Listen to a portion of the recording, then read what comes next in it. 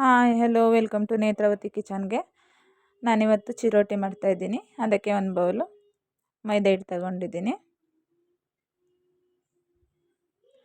Next ಅದೇ ಅಳತೆಯಲ್ಲಿ ಚಿರೋಟಿ ರವೆ ಹಾಕ್ಕೊಳ್ತೀನಿ.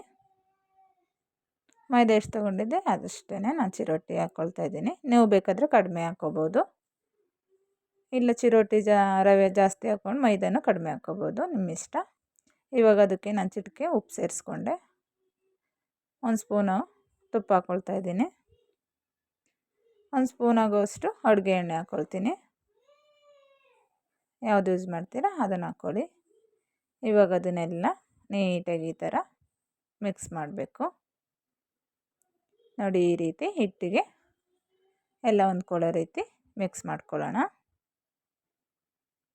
ನೋಡಿ, ನಾವು ಕೈಯಲ್ಲಿ ಈ ಥರ ಉಂಡೆ ಕಟ್ಟಿದ್ರೆ ಅದು ಸ್ವಲ್ಪ ಗಟ್ಟಿ ಉಂಡೆ ಕೂರೋ ರೀತಿ ಬಂದರೆ ಸಾಕು.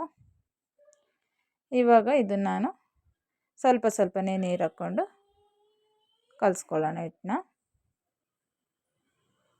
ನೋಡಿ, ಸ್ವಲ್ಪ ಸ್ವಲ್ಪನೇ ನೀರು ಹಾಕ್ಕೊಂಡು ನೀಟಾಗಿ ಮಿಕ್ಸ್ ಮಾಡ್ಕೋಬೇಕು.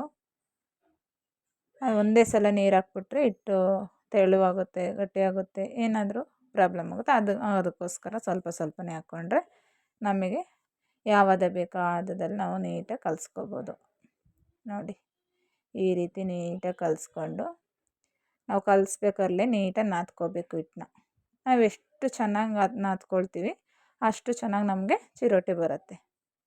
ನೋಡಿ, ಕಲಸಾದ್ಮೇಲೆ ನೆಕ್ಸ್ಟ್ ಸ್ವಲ್ಪ ಎಣ್ಣೆ ಹಾಕ್ಕೊಂಡು ಈ ರೀತಿ ನಾದ್ಕೋಬೇಕು. ನೋಡಿ, ಈ ರೀತಿ ನಾವು ಪ್ರೆಸ್ ಮಾಡಿ ನಾದ್ಕೊಂಡ್ರೆ ಒಳ್ಳೆ ಚೆನ್ನಾಗಿ ಚಿರೋಟಿ ಬರುತ್ತೆ. ಈ ರೀತಿ ಕಲಿಸ್ಬಿಟ್ಟು ಒಂದು ಸೈಡ್ ಮುಚ್ಚಿಡೋಣ ಒಂದು 1/2 hour. ನೆಕ್ಸ್ಟ್ ಇದಕ್ಕೆ ಒಂದು ಮುಕ್ಕಾಲು ಬೌಲ್ ಸಕ್ಕರೆ ತೊಗೊಂಡು 2 ಏಲಕ್ಕಿ ಹಾಕ್ಕೊಳ್ತಾ ಇದ್ದೀನಿ. ಸ್ವಲ್ಪನೇ ಏಲಕ್ಕಿ ಶುಂಠಿ, ನೋಡಿ ಸ್ವಲ್ಪ ಏಲಕ್ಕಿ ಶುಂಠಿ ಹಾಕ್ಕೊಳ್ತಾ ಇದ್ದೀನಿ. ಇದನ್ನು ಇವಾಗ ಒಂದು ಬೌಲಿಗೆ ಹಾಕ್ಕೊಳ್ಳೋಣ ಪೌಡ್ರ್ ಮಾಡಿಕೊಂಡು. ನೋಡಿ, ಏಲಕ್ಕಿ ಶುಂಠಿ ಹಾಕಿರೋದ್ರಿಂದ ಫ್ಲೇವರ್ ತುಂಬ ಚೆನ್ನಾಗಿರುತ್ತೆ. ಇವಾಗ ನಾವು ನೆನೆಯೋಕೆ ಇಟ್ಟಿದ್ವಲ್ಲ ಹಿಟ್ಟು ಓಪನ್ ಮಾಡೋಣ. ನೋಡಿ, ಸಾಫ್ಟಾಗಿದೆ. ನೋಡಿ, ಈ ಹದ ಬಂದರೆ ಸಾಕು, ಚೆನ್ನಾಗಿ ಬರುತ್ತೆ. ನೆಕ್ಸ್ಟ್ ಒಂದು ಸ್ಪೂನ್ ತುಪ್ಪ ತೊಗೊಂಡು ಒಂದು ಸ್ಪೂನ್ ಮೈದಾ ಹಿಟ್ಟು ಹಾಕ್ಕೊಂಡು ನೀಟಾಗಿ ಈ ರೀತಿ ಮಿಕ್ಸ್ ಮಾಡ್ಕೊಳ್ಳೋಣ. ಇದು ಸಾಟಿ, ಇದು ನಾವು ಹರ್ಕೊಳ್ತೀವಲ್ವ ಈಗ ಅದ್ರ ಮೇಲೆ ಇದನ್ನು ಹಾಕಿದ್ರೆ ಚೆನ್ನಾಗಿರುತ್ತೆ. ಈ ರೀತಿ ಕಲಿಸ್ಕೊಂಡು ನೆಕ್ಸ್ಟ್ ಚಪಾತಿ ತಗೊಳ್ತೀವಲ್ಲ ಅಷ್ಟು ಹಿಟ್ಟು ತಗೊಂಡು ಈ ರೀತಿ ಚಪಾತಿ ನಾವು ಹೇಗೆ ಹತ್ಕೊಳ್ತೀವಿ ಅದೇ ರೀತಿ ನಾವು ಇದನ್ನು ಹರ್ಕೋಬೇಕು. ನನ್ನ ತಂಗಿ ನಾನು ಮಾಡ್ತೀನಿ ಕೊಡಿಯಕ್ಕ ಅಂತ ಅವಳೇ ಹರಿತಾ ಇದ್ದಾಳೆ. ನೋಡಿ, ಈ ರೀತಿ ಈ ಹದ ಬಂದರೆ ಸಾಕು. ಈ ರೀತಿ ಇಷ್ಟು ತೆಳು ಇದ್ದರೆ ಸಾಕಾಗುತ್ತೆ. ನೆಕ್ಸ್ಟ್ ಇದ್ರ ಮೇಲೆ ನಾವು ಸಾಟೆ ಮಾಡ್ಕೊಂಡಿದ್ವಲ್ಲ ಅದನ್ನು ಇದಕ್ಕೆ ಅಪ್ಲೈ ಮಾಡೋಣ. ನೋಡಿ, ಈ ರೀತಿ ಹಾಕ್ಕೊಂಡ್ರೆ ಸಾಕು. ಇದ್ರ ಮೇಲೆ ನಾವು ಸ್ವಲ್ಪನೇ ಮೈದಾ ತಗೊಂಡು ಸ್ವಲ್ಪ ಉದುರಿಸಿ ಅದ್ರ ಮೇಲೆ ಹಾಕೋದ್ರಿಂದ ಚೆನ್ನಾಗಿ ಬರುತ್ತೆ ಚಿರೋಟಿ. ತುಂಬಾ ಚೆನ್ನಾಗಿರುತ್ತೆ. ಇವಾಗ ರಜಾ ಅಲ್ವಾ, ಮಕ್ಕಳಿಗೆಲ್ಲ ದಸರಾ ರಜಾ, ಹಾಗಾಗಿ ಮಕ್ಕಳಿಗೆ ಮಾಡಿಕೊಟ್ರೆ ಆಟ ಆಡ್ಕೊಂಡು ಆಟ ಆಡ್ತಾರೆ. ನೋಡಿ, ನಾವು ತಿನ್ಬೋದು.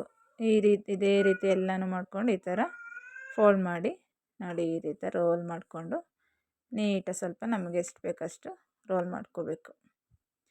ನಾನು ಮಾಡಿರೋದ್ರಲ್ಲಿ ಒಂದು 8 ಆಗಿತ್ತು. 8ನೂ ಒಂದೇ ಸಲ ಹಾಕ್ಕೊಂಡು ಈ ರೀತಿ ಫೋಲ್ಡ್ ಮಾಡಿ ಇವಾಗ ನನಗೆ ಯಾವ ಸೈಜ್ ಬೇಕು ಅದನ್ನು ಕಟ್ ಮಾಡ್ಕೊಳ್ತೀನಿ. ನಿಮಗೆ ಯಾವ ಸೈಜ್ ಬೇಕು ಅದನ್ನು ಆ ರೀತಿ ನೀವು ಕಟ್ ಮಾಡ್ಕೊಳ್ಳಿ. ನೋಡಿ, ಈ ರೀತಿ ಒಂದೇ ಅಳತೆಯಲ್ಲಿ ಬರುತ್ತೆ ಈ ಥರ ಮಾಡಿಕೊಂಡ್ರೆ.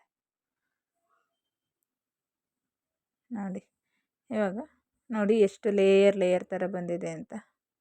ನೋಡಿ, ಈ ರೀತಿ ಮಾಡಿದರೆ ಈ ರೀತಿ ಲೇಯರ್ ಥರ ಬರುತ್ತೆ. ಇವಾಗ ಒಂದೊಂದೇ ತಗೊಂಡು ಪ್ರೆಸ್ ಏನು ಮಾಡೋದು ಬೇಡ, ಮೇಲ್ಗಡೆನೇ ಈ ಥರ ಅನ್ನನ ಹರ್ಕೊಂಡ್ರೆ ಸಾಕಾಗತ್ತೆ.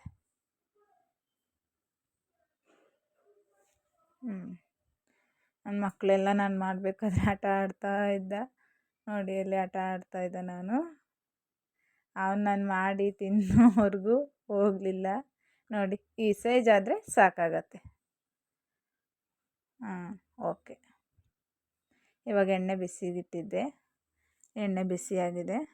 ಇವಾಗ ಈ ರೀತಿ ಮೀಡಿಯಮ್ ಫ್ಲೇಮಲ್ಲಿ ಇಟ್ಕೊಂಡು ಈ ರೀತಿ ಒಂದೊಂದೇ ಹಾಕಿ ಇವಾಗ ಮಡ್ಚಾಕೊಂಡು ಈ ಥರ ಬೇಯಿಸ್ಕೋಬೇಕು.